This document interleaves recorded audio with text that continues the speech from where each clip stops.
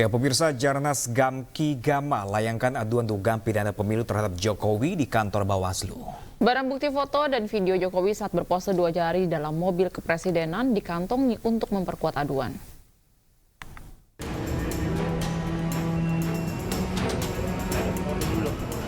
Jaringan aktivis nasional Gerakan Angkatan Muda Kristen Indonesia Ganjar Mahfud membuat laporan pengaduan kepada Bawaslu terkait dugaan pidana pemilu terhadap Presiden RI Joko Widodo di kantor Bawaslu, Jakarta Pusat. Hal ini berkaitan dengan tersebarnya foto dan video Presiden Joko Widodo yang berada dalam mobil kepresidenan pada Senin 22 Januari 2024 saat dirinya kunjungan ke Salatiga. Terlihat Jokowi menunjukkan pose 2 jari yang disinyalir sebagai simbol dukungannya terhadap paslon 02 Prabowo Gibran. Jokowi dianggap menggunakan fasilitas negara dan bukan merupakan tim pemenangan Prabowo Gibran saat berpose 2 jari tersebut. Nah, jadi Joko Widodo pada saat itu berada di mobil yang merupakan adalah fasilitas negara. Nah, ini yang bagi kami tidak boleh dilakukan oleh seorang kepala negara dan kepala pemerintahan, ya, karena Joko Widodo adalah kepala negara dan kepala pemerintahan, ya harus netral, tidak boleh menunjukkan simbol apapun, ya. Pihak Jarnas Gamki Gama meminta Bawaslu untuk bersikap netral menanggapi setiap pelanggaran yang terjadi dan melakukan pemeriksaan terhadap Presiden Joko Widodo. Dari Jakarta, Dilami Aulia, Sutrisno, Seto Pratomo, iNews melaporkan. Selanjutnya, pemirsa, Aiman Wicaksono diperiksa selama 12 jam oleh polisi dalam kasus pernyataan polisi tak netral. Ya, diperiksa sebagai saksi terlapor, ponsel Aiman disita oleh penyidik.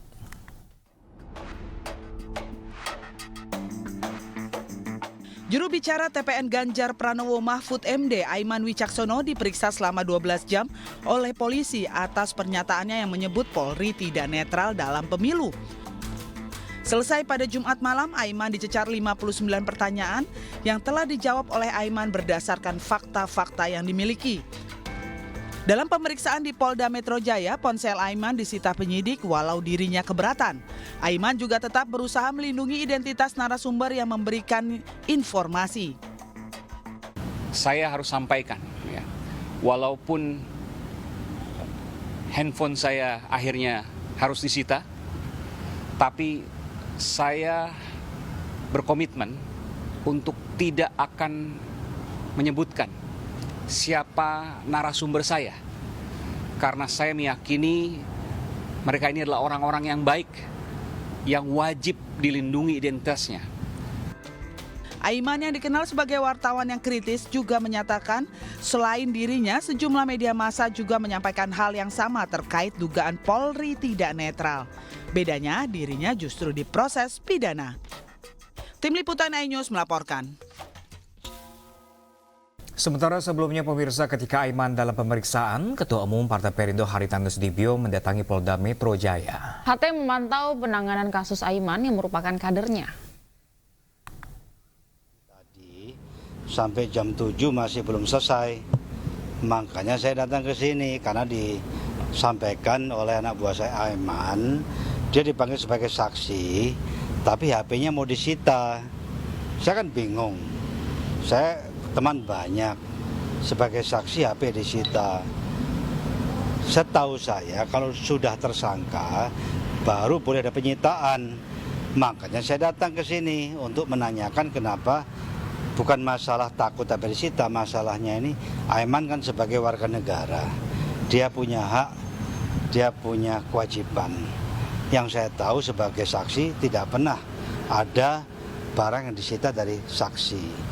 Kalau sebagai tersangka, memang itu sudah wajar.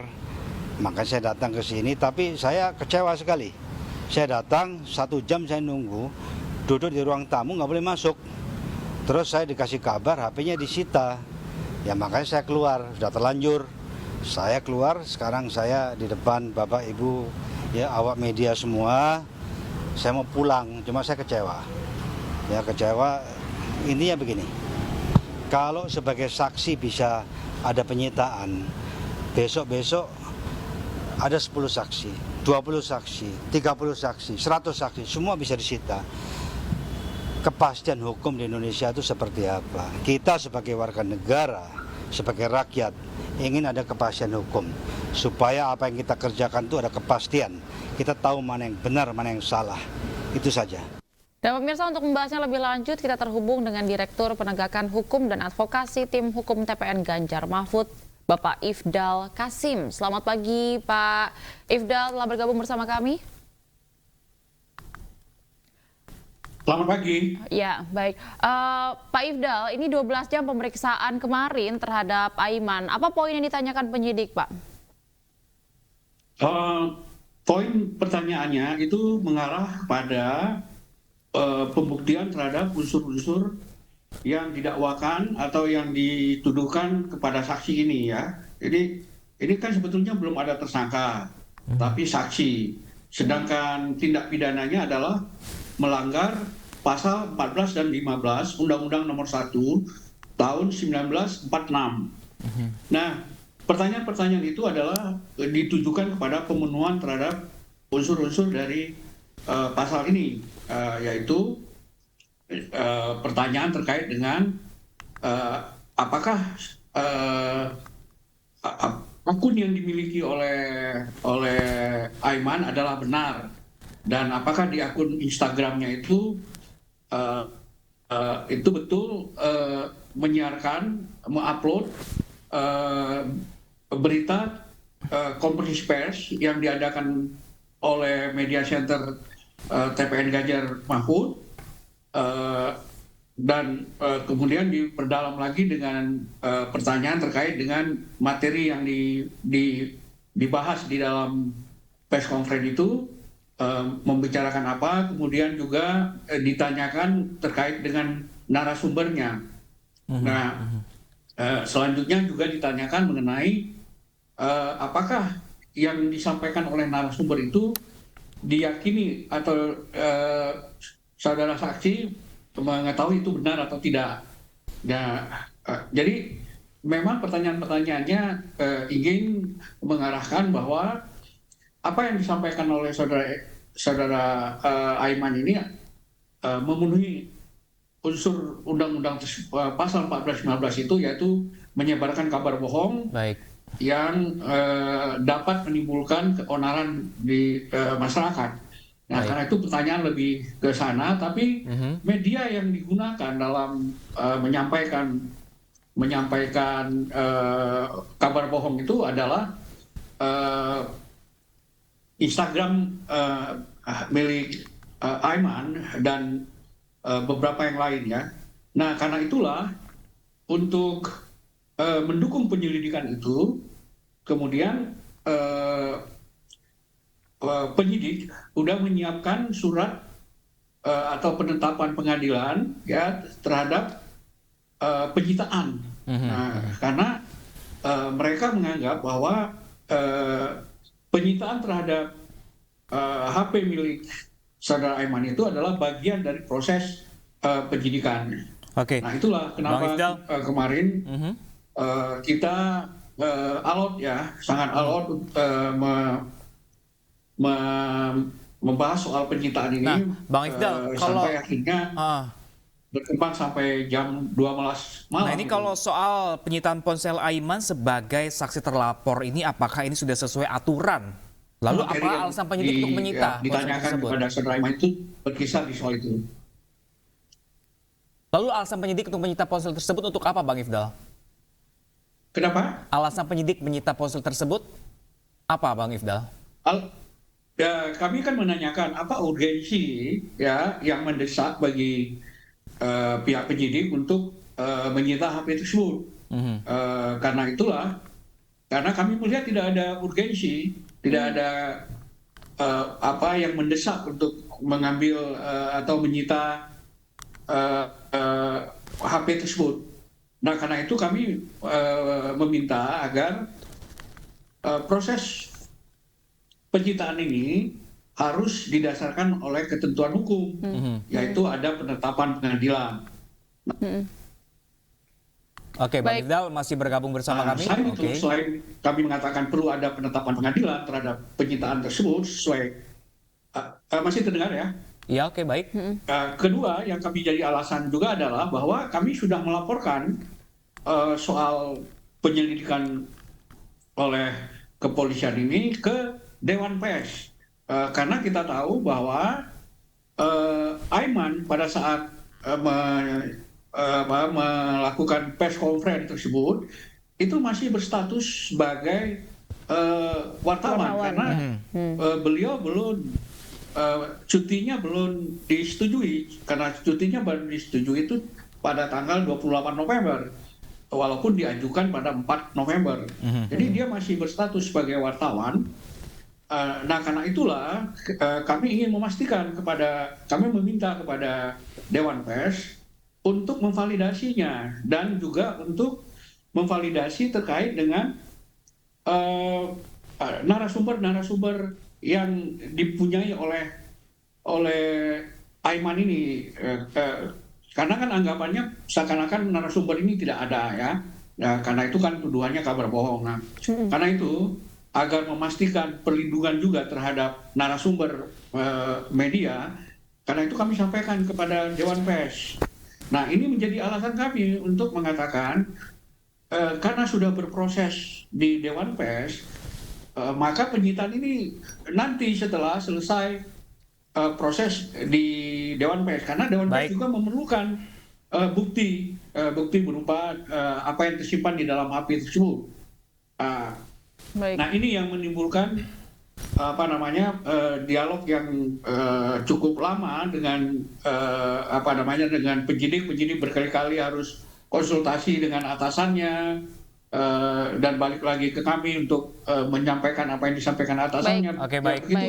Begitu terus sehingga sampai pada akhirnya mereka mengeluarkan surat penetapan pengadilan itu.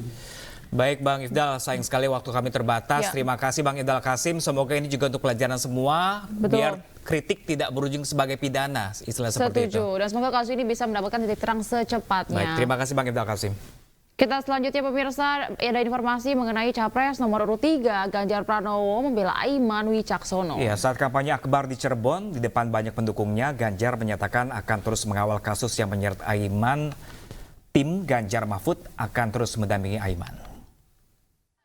Tadi malam kami komunikasi karena ada tim Ganjar Mahfud yang pada saat itu belum secara resmi bergabung, memberikan catatan kepada pemerintah bahwa tidak boleh ada satupun yang boleh mengintervensi rakyat.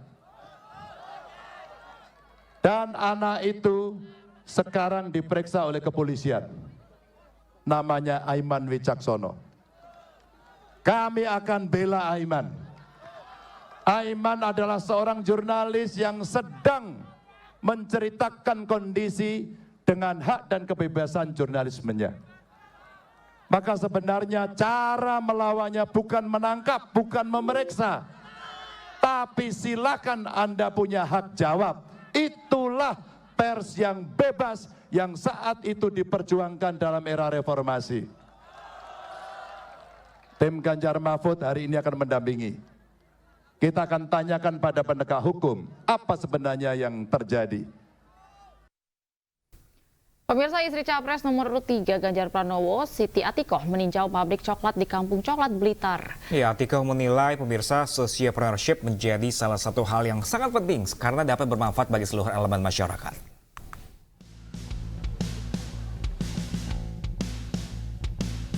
Mengawali hari keempat safari politiknya di Jawa Timur, istri Capres Ganjar Pranowo, Siti Atikoh Supriyanti, berkesempatan mengunjungi pabrik coklat di Kampung Coklat Blitar pada Sabtu pagi.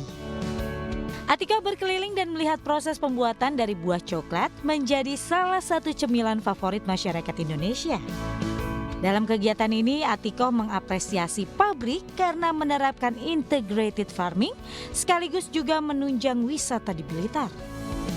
Atikoh menyampaikan bahwa sociopreneurship sangat potensial dilakukan di Indonesia, apalagi melibatkan masyarakat dengan bina lingkungan yang dapat menambah lapangan pekerjaan.